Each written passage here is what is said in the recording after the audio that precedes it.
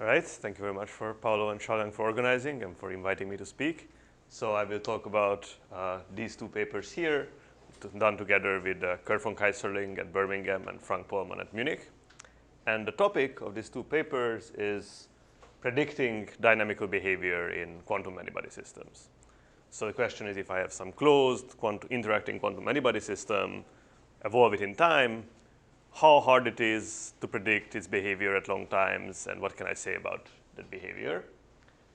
And so one thing that I can say, if it's a generic system, not integrable, or something special, is that at long times it's going to thermalize. So as far as local observables are concerned, if I wait very, very long, they will be well described by a thermal equilibrium state that depends only on a number of variables. This thermal equilibrium state is dictated by a few things like global conserved quantities, whether some of these symmetries are spontaneously broken or not, but it's only a handful of variables I have to worry about.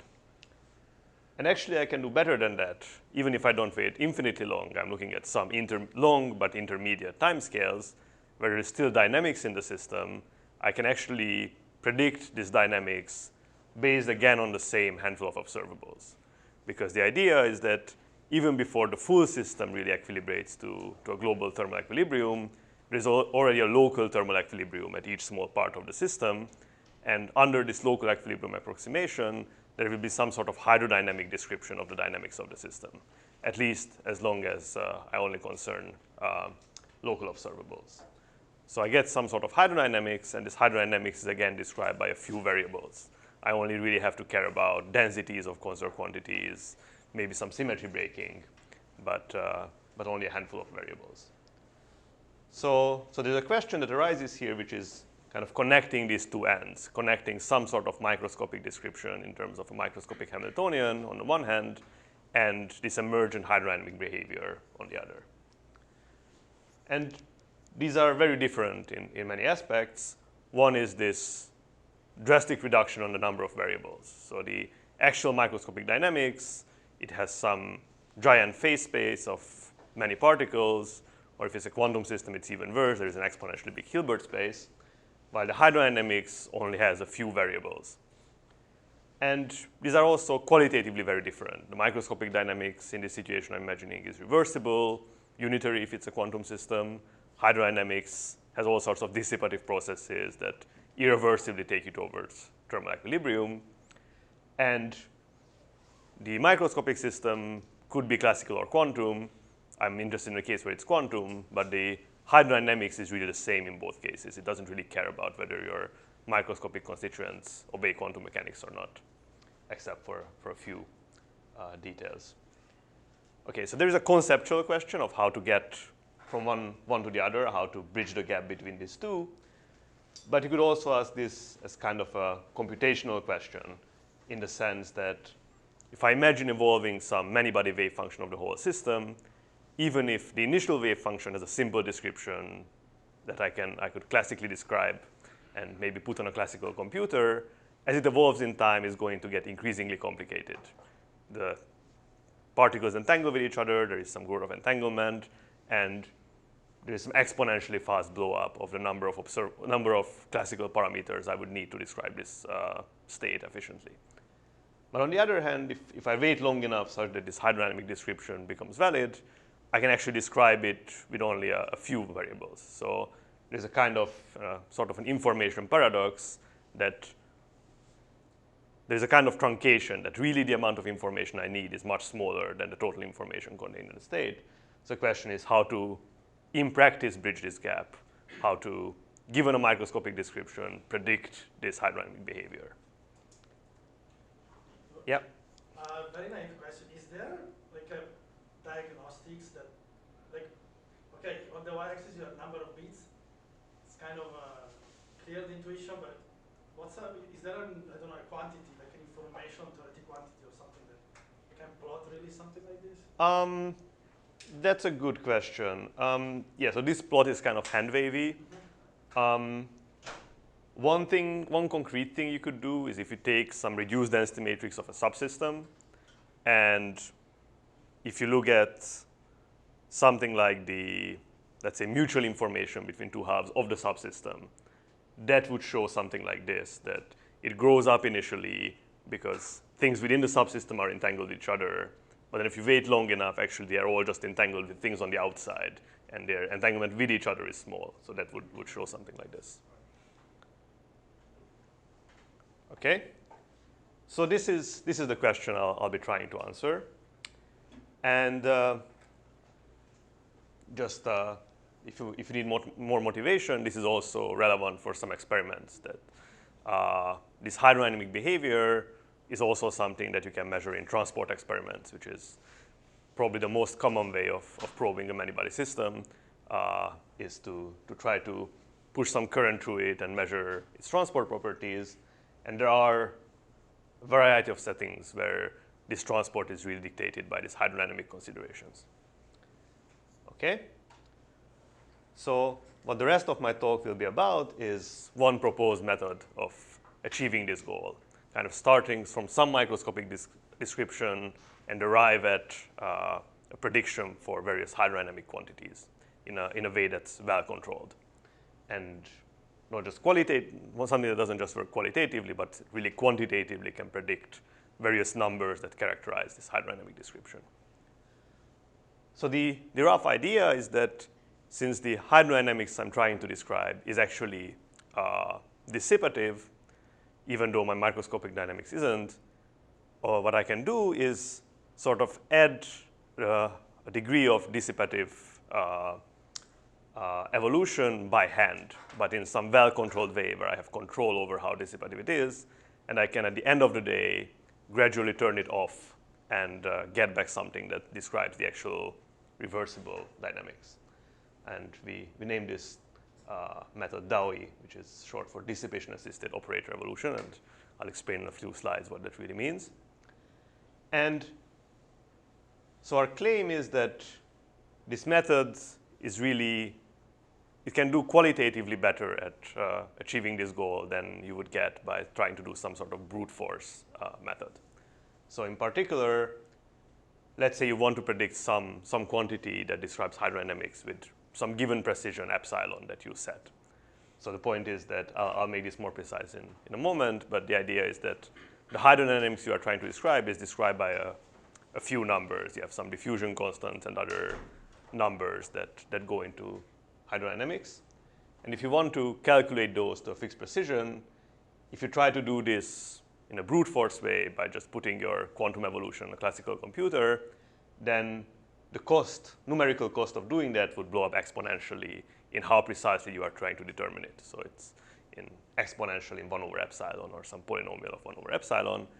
Our claim, which we don't have a proof of it, but we have sort of both numerical and analytical evidence for it, is that what our method can do is something which is only exponential in the logarithm of epsilon. So I think this is something that's called quasi-polynomial. It's sort of exponentially better than the brute force way of doing things. Okay, so just to be slightly more precise of what we are trying to achieve, if I'm thinking within linear response theory, then this hydrodynamic behavior is really captured by calculating 2-point correlations. So I have some conserved density. This Q of x is the local density of some conserved quantity, energy, particle number, or something like that. And what I want to calculate are 2-point correlations of this quantity in an equilibrium state. And these correlations should obey some sort of hydrodynamic description at long times and large distances. And in particular, in the cases I'm interested in, I have some lattice system, so momentum is not conserved. So really the leading order description is something like a diffusion equation. And assuming there is only one conserved quantity, this is really parameterized by a single number, this diffusion constant. If I have multiple conserved quantities, then this will be some matrix of diffusion constants. So the goal is to calculate this number with some fixed precision epsilon. Question? Yeah. Is this a general behavior, like diffusive, or like is there any requirement on function here? So this is expected to be the generic behavior. Again, so if assuming your system is not integrable, it's some chaotic thermalizing many-body system on a lattice, so momentum is not conserved, then you would expect that this is the generic behavior. Okay? So far everything I said has been very general. Now I'm going to make two specific assumptions that make my life easier. One of my assumptions is that I'm going to restrict myself to one dimension. So this is not conceptually fundamental. Most of the things I'm going to say conceptually would work in higher dimensions, but in terms of numerical implementation, it's much easier to do 1D. And in particular, what I can do in one dimension is use tensor network methods. So I have some operator evolving in time, this local density, and I can represent it as a matrix product operator, which looks like that. And that's a very useful representation that works in one dimension that I'm going to make use of. And the second thing I'm going to assume from now on is that I'm working at infinite temperature. So that also makes a lot of things simpler. In particular, at infinite temperature, this kind of expectation value I'm taking here is really just a trace, which is just a kind of Hilbert-Schmidt inner product between operators. So the way to think about it is what I'm doing is I take some initial operator, I evolve it in time, and then I take an overlap with some other operator. And I can rewrite this in a way that sort of emphasizes that I want to think about my operators as vectors in some large dimensional Hilbert space from now on. And they have their own dynamics, which is generated by some Hamiltonian, and I'm taking an overlap with another operator at the end of the day. And in the tensor network language, there's kind of just rewriting this matrix product operator as a matrix product state by grouping some of the legs together. So the difficulty in doing this is that as I evolve this operator in time, the entanglement between, if I cut this system in half, is going to grow linearly in time, which means an exponentially growing number of classical parameters in describing this matrix product state. So what I want to do is do something to prevent that from happening while still being able to calculate the quantity I want to calculate. Okay, so this is where this idea of, yeah? Doing this trick is equivalent to purifying the infinite temperature ensemble? Not really. It's more,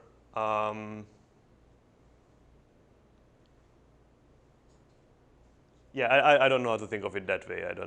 I think it's more just, I mean, it's mathematically a trivial statement I'm making here, is that operators also live in some linear space. So you can just think of them as vector in that large linear space. And if you happen to be at infinite temperature, then this is really just the natural definition of an overlap between two vectors in that space.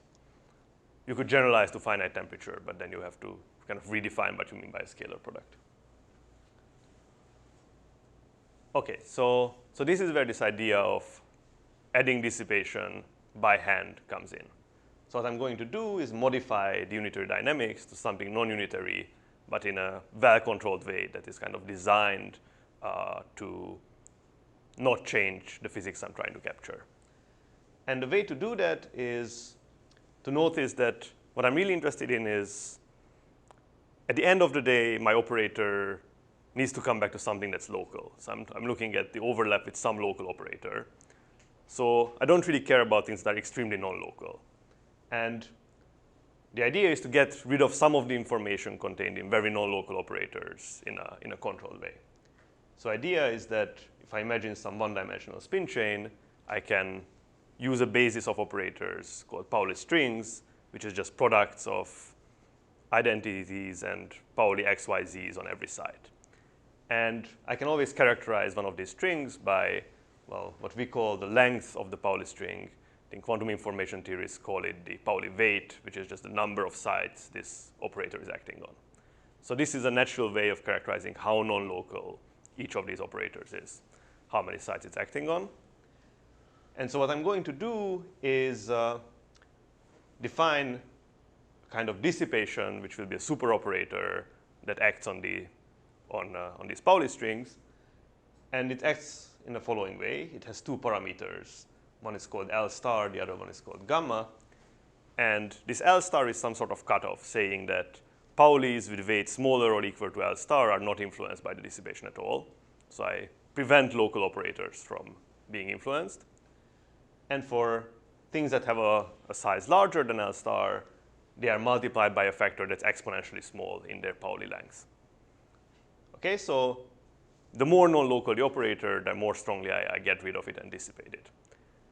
And so what I do then is I intersperse my unitary evolution with this dissipation process. I evolve for a while unitarily, and then I apply this dissipator, get rid of some non-local operators. Then I again evolve for a while, hit it with a dissipator, get rid of some non-local operators. So what I achieve this way is that I kind of prevent the operator from becoming too complex and too hard to describe. I limit the number of classical variables I will need to describe it, but it's designed in such a way that hopefully the influence on local operators, the kind of physics I'm trying to capture will be small.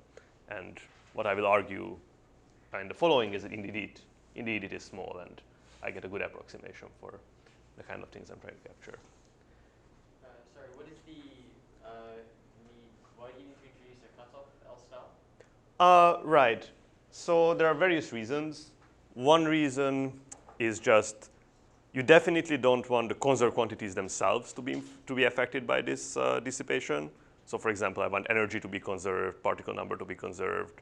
So that's one reason that I should put my cutoff to be large enough that those are exactly conserved.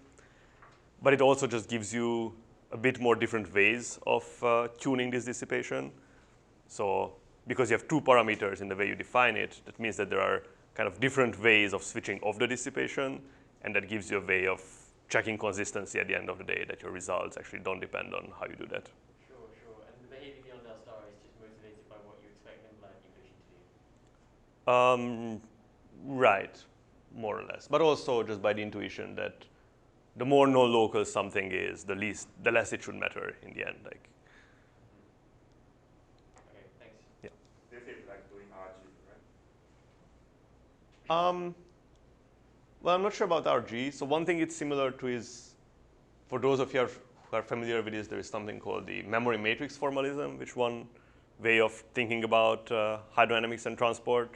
And what you do there is you split your degrees of freedom into slow and fast variables. So this L star is kind of like the splitting between slow and fast.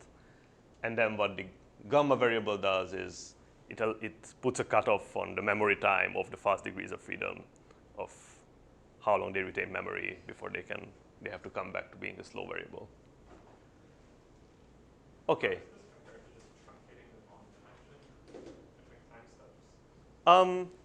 Yeah, so the problem is that if you're just truncating one dimension, that,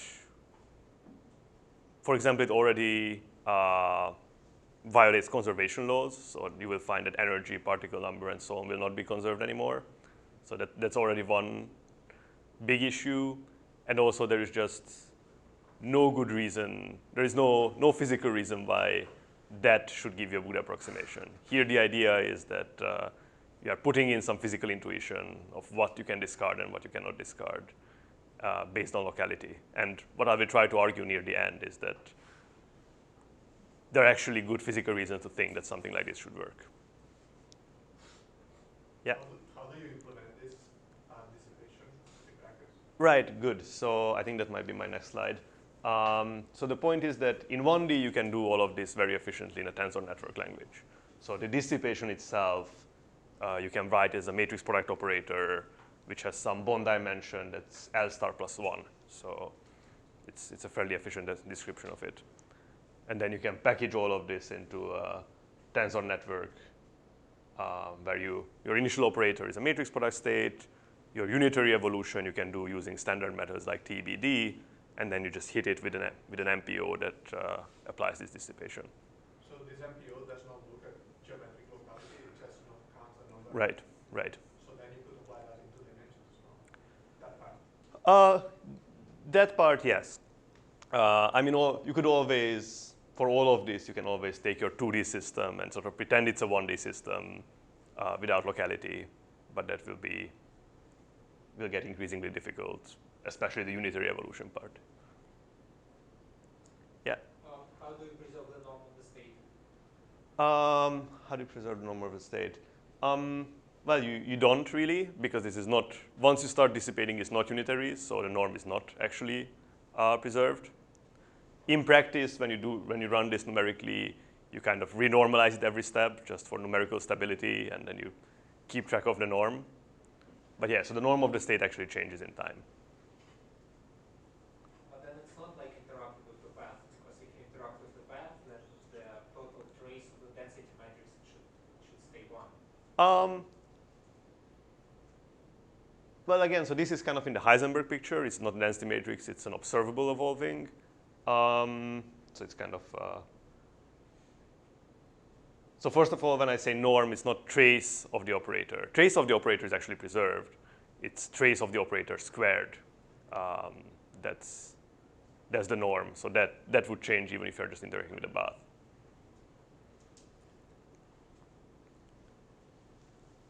Okay, good. So this is an effectively Plattian evolution, right? Actually, not really. So once you have this, because of this L star, I think there isn't really a way of really writing it as an open system dynamics. Yeah, I think it doesn't. So it preserves trace, but it doesn't necessarily preserve positivity. Even positivity. I think so, but I guess since I'm on the record, I won't say anything.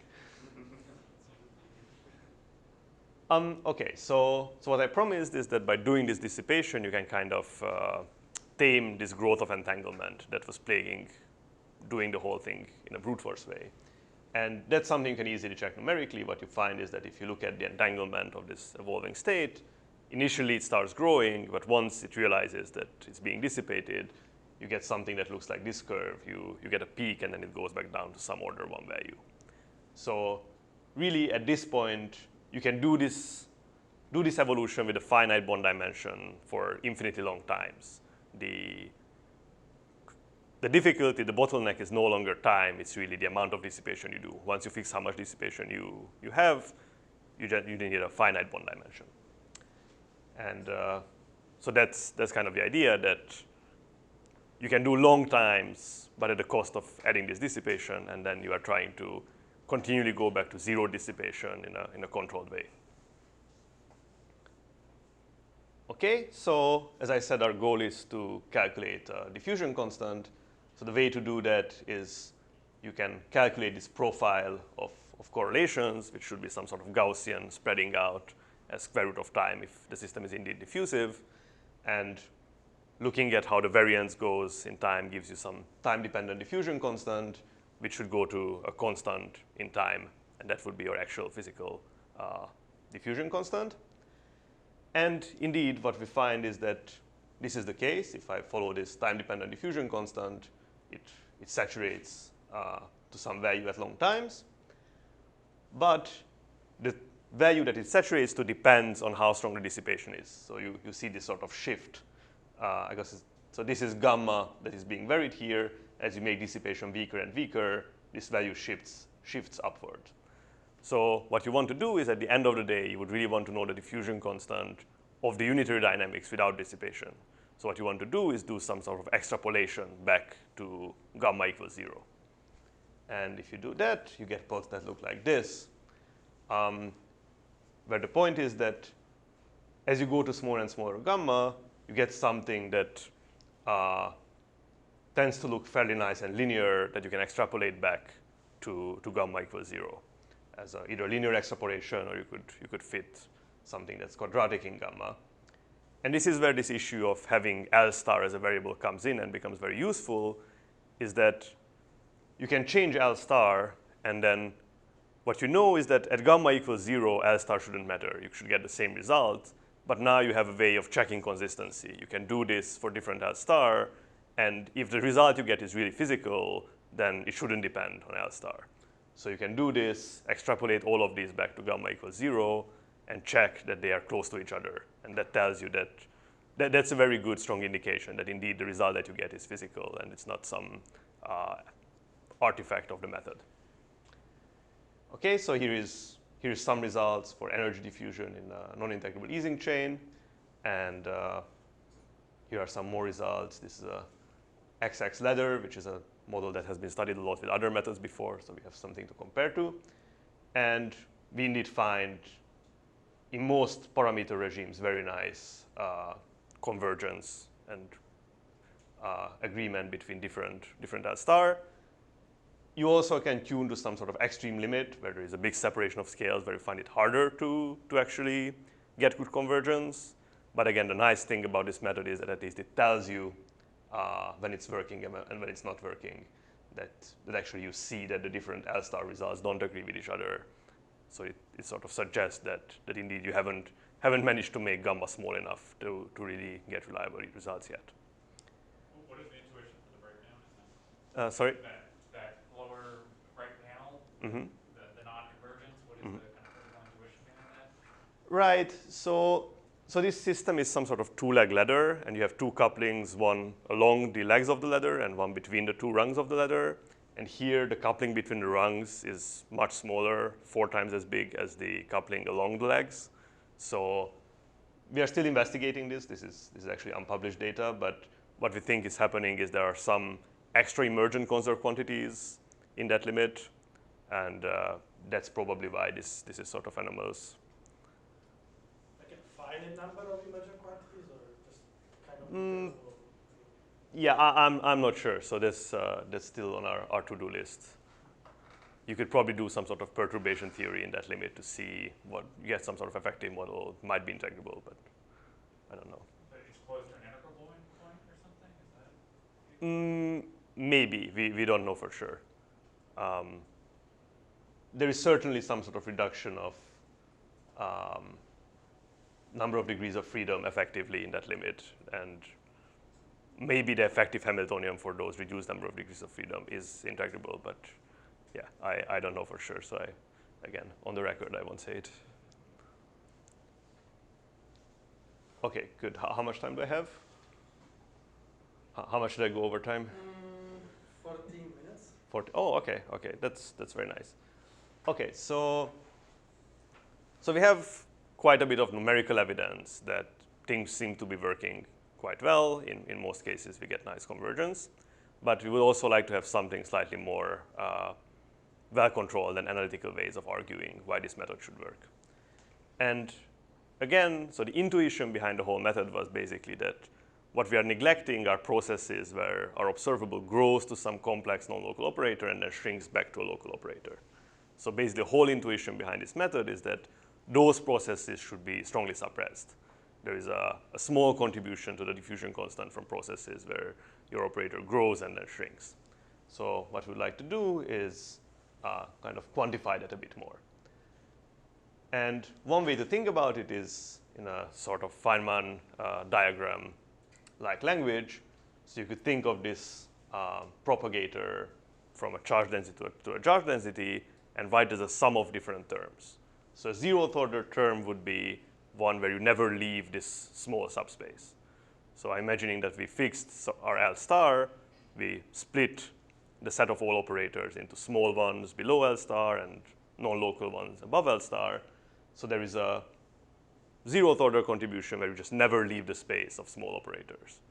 And then there will be corrections to that, ones where for a long time you stay within this subspace of small operators, then you leave it for a bit, come back, and then you again evolve as a small operator. Or maybe you do this twice, 3 times, and so on. So there is a kind of expansion of the propagator in this language. And so these kind of bubbles that we have there, these are what we call backflow processes, where for a while you become non-local, an operator larger than L star, and then you shrink back to something smaller than L star. And what we would like to do is quantify how big is the contribution from these processes. So we have some elementary process where we fix a given L, and then we look at a process where I start with a local density, I evolve for some time, which I call delta t half, and then I require that at that time, I'm already an operator that's above this size L, and then I evolve again for delta t half, and I have to come back to something local. So it's a sum of processes where I have some amplitude of going from a local to a non-local operator and then back to something that's also local. Okay, so our main claim, this is from this second paper mentioned at the beginning, is that the amplitude of these processes is exponentially suppressed in this L that I have to go to at the halfway point. So we don't have a rigorous proof of this statement, but we have both numerical evidence and certain analytical arguments supporting this claim. And this is kind of what makes our method well controlled, that because these backflow processes are so strongly suppressed when you make L large, that's why the errors you make in our approximation are under control. And so first, some numerical evidence for this statement. Again, in the same two models I showed you data before, if you calculate this kind of bubble, what you find is that as a function of time, initially it's 0 because, of course, you need some time before you could grow to this size L. It goes up, and then at late times it goes down again. So there is some sort of peak. And then you can look at the size of this peak as you increase L, of how non-local you need to get during the evolution. And what we find is that, indeed, the size of this peak decays in a way that's very well consistent with an exponential decay. So there's a logarithmic scale on the y-axis here. And in one of the models, there's a very nice clean exponential. The other one is a lot noisier. But what you probably cannot see now is that there's actually something like 8 orders of magnitude difference here as you go from L equals 2 to L equals 12. So there is a very strong suppression of the size of these backflow processes. And if you want to go beyond just sort of brute force numerics to check this conjecture that we have, something that's very useful for this is random circuits. So then I tie back to Nick's talk before. So if you just take a random circuit like the ones he was talking about, that's not good enough for our purposes because there are no conserved quantities and no hydrodynamics. So that's not enough structure for our purposes. But you can modify these random circuits by requiring them to have some conservation law to conserve number of particles or some total spin component. And then you would expect, again, that there is a diffusion of that conserved quantity. And in these random circuits, first of all, we can do a lot more well-controlled numerics. So you can use these mappings to statistical mechanics models that Nick was mentioning, and then study those statistical mechanics models numerically in a way that allows you to do much bigger systems and longer times than you can do by just doing unitary quantum evolution. And again, if we do that, we find something that is consistent with this exponential decay. And in these random circuits, you can also make certain analytical arguments, which are not completely rigorous. We wish we had a way of exactly solving this problem. We don't. But you can make various different approximations. So for example, in this random circuit, you can really write this propagator as a kind of a set of Feynman diagrams. And you know how to sum up at least some subset of those diagrams and show that that subset gives you something that's exponentially suppressed in L. So there is at least some analytical way of getting a partial answer that's, again, consistent with our conjecture. And there is also a different approximation where you basically you can show that a lot of the contributions are exactly 0 in this random circuit. Once you average over the circuit, there is kind of a cancellation of random phases. And if you just assume that everything that doesn't cancel is roughly the same order of magnitude, that also gives you this exponential in L. So again, we don't have a rigorous proof. It's something we'd like to have, but at least there are various analytical arguments, different approximations that are all consistent with our conjecture. Okay. So if you're looking at Yeah. the random unitary circuit recharge cancellation, and you're using just these regular correlation functions, when you average over the random unitaries, isn't this the same as just classical diffusion anyway? Oh, for sure, that's true. If you just average the correlations, you get classical diffusion immediately, very simply. But the question is, what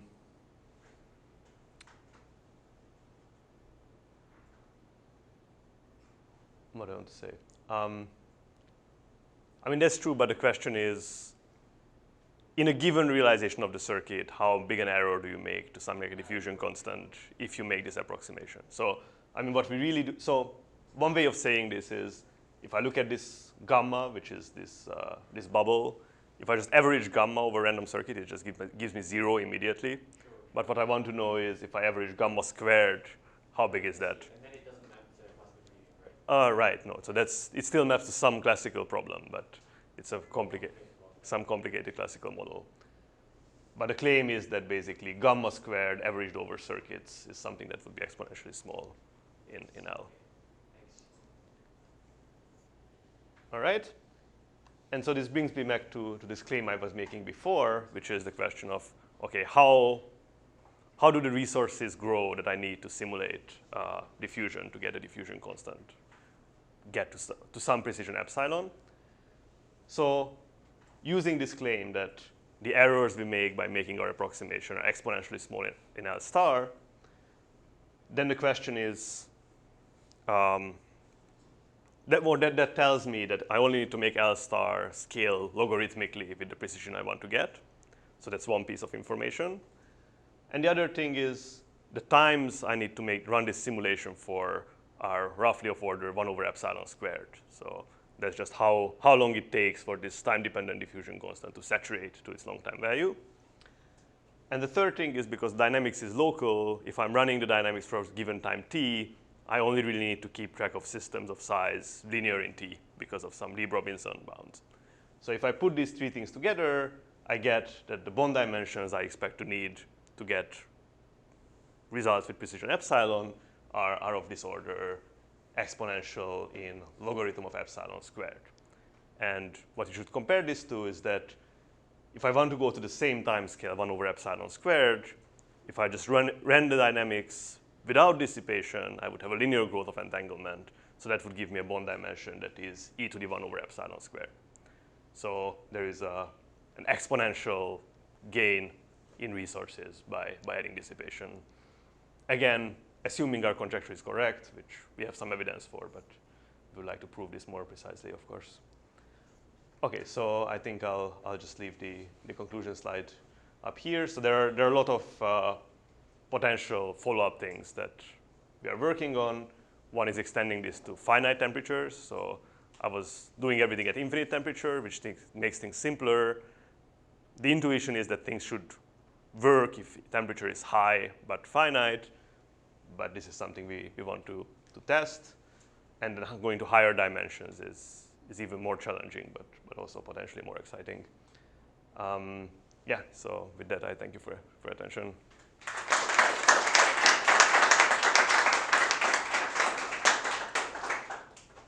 More questions?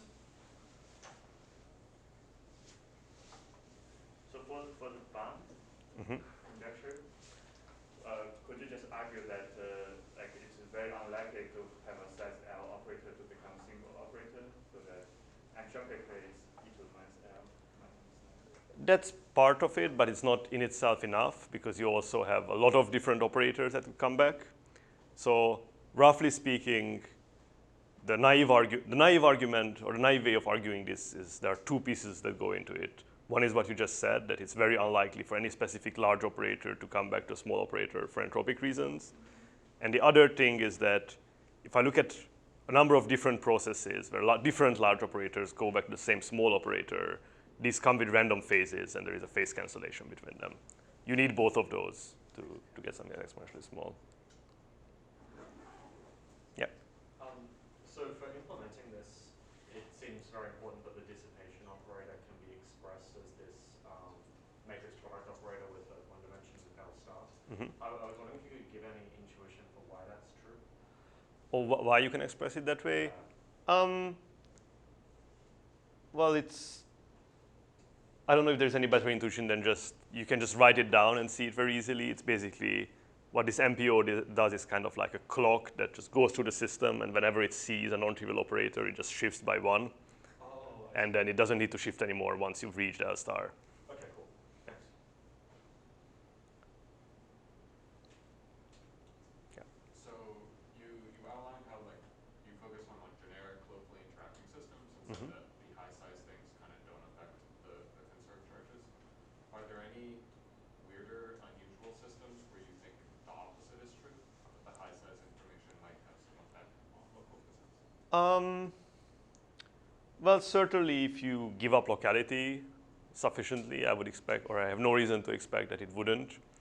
And I think basically, as long as hydrodynamics works, Whereas as long as, even if you make interactions somewhat non-local, you would still get some sort of hydrodynamics, maybe not diffusive, but then I would still expect this to work, and then if you make them even more non-local, I think at some point there is a breakdown. And there are a few other things. So if you have something that's, for example, many-body localized and it doesn't thermalize, that's also a situation where I would expect that this doesn't work.